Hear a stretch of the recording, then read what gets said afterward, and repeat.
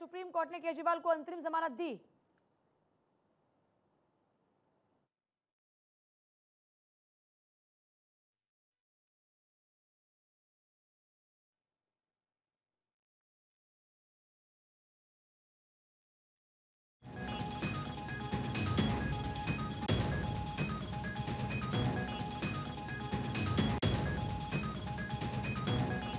इस वक्त केजरीवाल की अर्जी पर सुप्रीम कोर्ट का फैसला। फिलहाल जेल से बाहर तो नहीं आ पाएंगे, लेकिन सुप्रीम कोर्ट से अंतरिम जमानत अरविंद केजरीवाल को जरूर मिली है। यह बड़ी खबर है। केजरीवाल की अर्जी पर सुप्रीम कोर्ट का फैसला। ईडी केस में केजरीवाल को सुप्रीम कोर्ट से मिल गई है राहत, लेकिन क्योंकि सीबीआई केस में गिरफ्तारी भी अरविंद केजरीवाल की है, तो ऐसे में जेल से बाहर नहीं आ पाएंगे अरविंद केजरीवाल। सुप्रीम कोर्ट ने केजरीवाल को दी अंतरिम जमानत। ये बड़ी खबर है इस वक्त की केजरीवाल को सुप्रीम कोर्ट से अंतरिम जमानत मिली, लेकिन बाहर नहीं आ पाएंगे, रिहा नहीं हो पाएंगे अरविंद केजरीवाल। फिलहाल जेल से बाहर नहीं आ पाएंगे अरविंद केजरीवाल, लेकिन केजरीवाल को सुप्रीम कोर्ट से अंतरिम जमानत। ये बड़ी खबर है इस वक्त की। और सुमित मेरे साथ इस वक्त हैं। सुमित, केजरीवाल के लिए बड़ी राहत है, सुप्रीम कोर्ट ने अंतरिम जमानत दे दी है, लेकिन बाहर फिर भी नहीं आ पाएंगे केजरीवाल।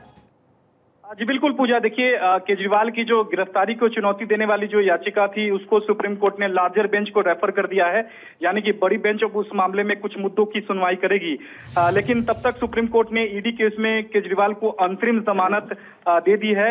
सुप्रीम कोर्ट का कहना है कि वो राज्य के मुखिया हैं, राज्य के मुख्यमंत्री हैं, इस नाते उन्हें अंतरिम राहत जो है वो दी जा सकती है। निश्चित तौर पर केजरीवाल को सुप्रीम कोर्ट से जो है एक बड़ी राहत है ईडी केस में, क्योंकि सुप्रीम कोर्ट ने माना है कि जो उनकी गिरफ्तारी को जो चुनौती देने वाली जो याचिका है उस पर फिलहाल फैसला हम नहीं दे रहे हैं, क्योंकि इसमें कुछ ऐसे मुद्दे हैं। क्या गिरफ्तारी का जो तरीका था ईडी का वो सही था या नहीं, इसके लिए फिलहाल हम किसी नतीजे पर नहीं पहुंचे हैं।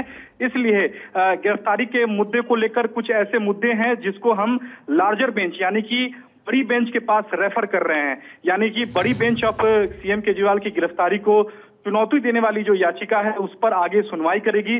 तब तक सुप्रीम कोर्ट ने सीएम अरविंद केजरीवाल को अंतरिम जमानत ये कहते हुए दे दी है कि वो दिल्ली के मुख्यमंत्री हैं। दिल्ली के मुख्यमंत्री ये कहते हुए, लेकिन अभी फिर राहत की दरकार है। जब तक सीबीआई कोर्ट से नहीं, सीबीआई मामले में नहीं मिलती राहत, तब तक बाहर तो नहीं आ पाएंगे अरविंद केजरीवाल।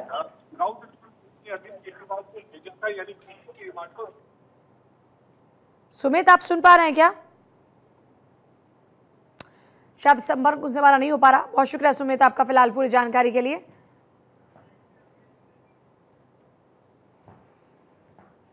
तो देखिए, केजरीवाल को सुप्रीम कोर्ट से अंतरिम जमानत मिली है, तब तक बड़ी बेंच सुनवाई करेगी, तब तक जमानत। और एक बार सुमित हमारे साथ अब लाइव जुड़ रहे हैं सीधे, तो सुमित का एक बार फिर से रुख करते हुए, सुमित, सुप्रीम कोर्ट ने अंतरिम जमानत दे दी, लेकिन सवाल ये कि सीबीआई मामले में जब तक राहत नहीं मिलती केजरीवाल बाहर नहीं आ पाएंगे।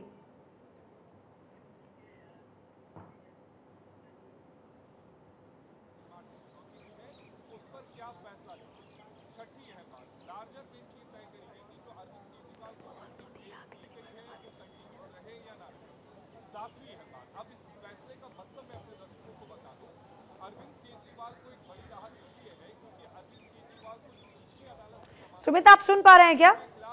शायद आवाज उन तक नहीं पहुंच रही, एक बार फिर से आपको बता दें। अरविंद केजरीवाल जी जी सुमित, सवाल दोहराइए पूजा। सुमित, सवाल ये कि सीबीआई मामले में जब तक राहत नहीं मिलेगी तब तक रिहा तो नहीं हो पाएंगे अरविंद केजरीवाल, और आज क्या कुछ रहा कोर्ट में? बिल्कुल, देखिए सीएम केजरीवाल ने अपनी गिरफ्तारी यानी कि जो ईडी ने गिरफ्तार किया था और निचली अदालत ने जो रिमांड आदेश दिया था उसको बकायदा उन्होंने सुप्रीम कोर्ट में चैलेंज किया था, क्योंकि इससे पहले दिल्ली हाई कोर्ट ने उनकी ये याचिका खारिज कर दी थी।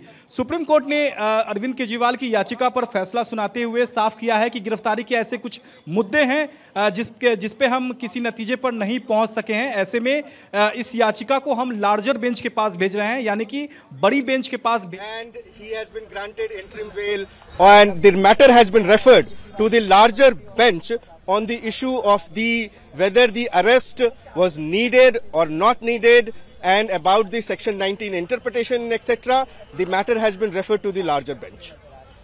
I want to know Hindi, आज सुप्रीम कोर्ट ने एंट्री बेल केजरीवाल को दिया है और बेल देने के बाद जो मैटर लार्जर बेंच को रिफर किया गया, उसके बारे में बता दीजिए सुप्रीम कोर्ट ने क्या क्या बोला है। सुप्रीम कोर्ट ने आज अरविंद केजरीवाल जी को अंतरिम जमानत दी है और ये कहा है कि उनको जो है इस मैटर में अंतरिम जमानत दी जाती है और जो इशू है सेक्शन 19 का और नीड फॉर अरेस्ट का उसको जो है रेफर किया गया है लार्जर बेंच में। सर, अभी सीबीआई केस में भी केजरीवाल अंदर जेल में है, तो क्या ये एंटिम बेल जो मिला तो अभी सीबीआई केजरीवाल जी अभी जेल में रहेंगे कि बाहर आ सकते हैं, क्या है? केजरीवाल जी अभी कस्टडी में रहेंगे क्योंकि सीबीआई की बेल अभी पेंडिंग है।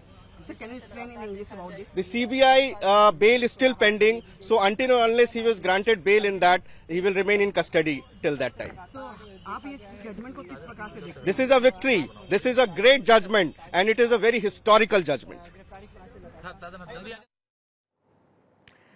तो देखिए, अरविंद केजरीवाल को राहत मिली है। 3 जजों की बेंच को अरविंद केजरीवाल का मामला ट्रांसफर हुआ है और जब तक मामले में वहां पर सुनवाई होगी तब तक अंतरिम जमानत अरविंद केजरीवाल को रहेगी। Just giving a briefing based on what the court observed during the oral reading out of parts of the judgment. The court has examined aspects of section 19 of requirement of arrest under the PMLA.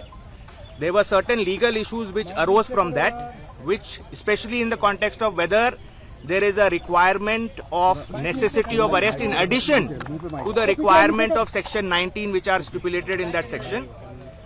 Those aspects the court has referred to a larger bench, and that outcome we'll have to await. However, in the interim, the court has observed that Mr. Kejriwal has already undergone substantial amount of incarceration and therefore directed his immediate release in the Enforcement Directorate case. And therefore, insofar as his arrest under Enforcement Directorate is concerned, by Enforcement Directorate is concerned, it has been directed that he should be immediately released. Now that obviously in normal circumstances would have meant that he would be released from jail immediately. However, after the trial court had granted, the vacation bench of the trial court had granted him bail, the CBI had also arrested him. Therefore, he's also been arrested by CBI in a separate, although connected case, but that's technically a separate case. Mr. Kejriwal has initiated proceedings against that also, that is pending and coming before High Court on 17th. So depending on the outcome of the CBI case, his actual release from jail will depend on that. But insofar as ED is concerned, he is no more required to be in custody as per the Supreme Court order in the ED matter. Now, and insofar as Hindi, Mr. Vivek Jain. देखिए, supreme court में हमारी याचिका के अंदर 2 ground एक ground था merit के ऊपर कि on the merits it is not required to be arrested. दूसरा था ग्राउंड की नेसेसिटी क्या है अरेस्ट की, जरूरत क्या है अरेस्ट की। जरूरत वाला पॉइंट हमने इसलिए रेज किया था क्योंकि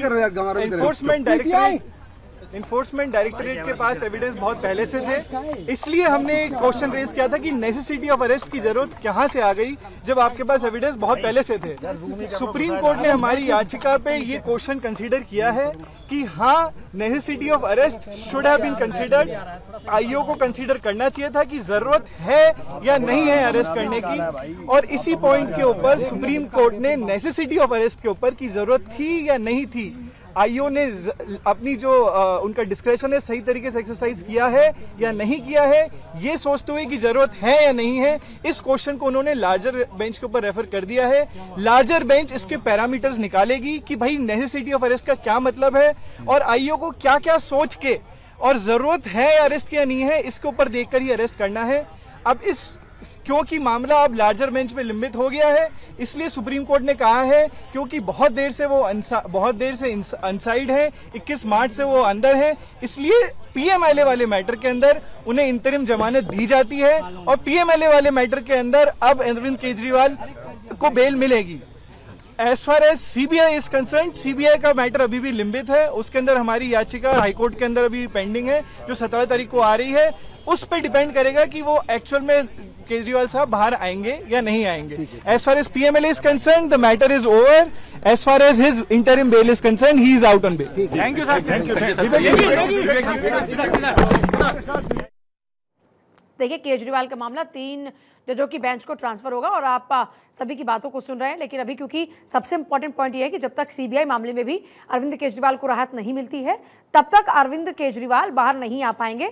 सुप्रीम कोर्ट ने अरविंद केजरीवाल को जमानत दे दी है, जब तक बड़ी बेंच सुनवाई करेगी तब तक उनकी जमानत रहेगी बरकरार।